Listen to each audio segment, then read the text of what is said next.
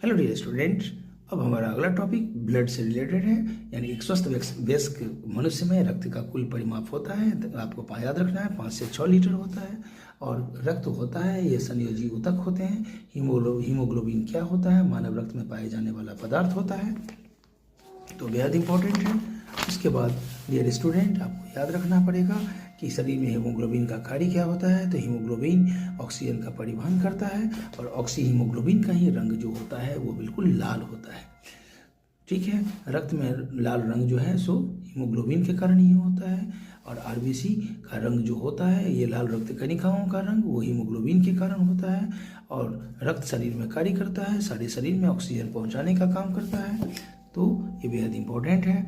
मनुष्य का औसत रक्तचाप कितना होता है? 120/80 होता है। 120 सिस्टोलिक बोलते हैं, 80 को डायस्टोलिक बोलते हैं। इसके अलावा रक्तदाब का मात्रक क्या होता है? स्फिग्नो नैनोमीटर होता है, जो 48 से 52 बीपीएससी में आया था।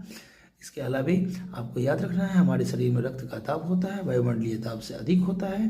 ठीक है, क्योंकि जब कोई डॉक्टर हमारा रक्तचाप मापता है तो ये वायुमंडलीय दाब के सापेक्ष होता है, यानी एटमॉस्फेरिक प्रेशर के सापेक्ष होता है। अब जो अगला इंफॉर्मेशन है डियर स्टूडेंट, इसमें हमको याद रखना पड़ेगा कि जो यूनिवर्सल डोनर होता है वो बिल्कुल ओ होता है, अर्थात सार्वत्रिक दाता जो होता है वो अपने ग्रुप से ले सकता है, लेकिन दूसरे से नहीं ले सकता है। दे सभी को सकता है, लेकिन लेगा अपने ही ग्रुप से। उसके अलावा मानव रक्तावधान के लिए कौन सी रक्त सामूहिक शाब्दिक दाता कहलाता है? तो वो समूह जो बताया।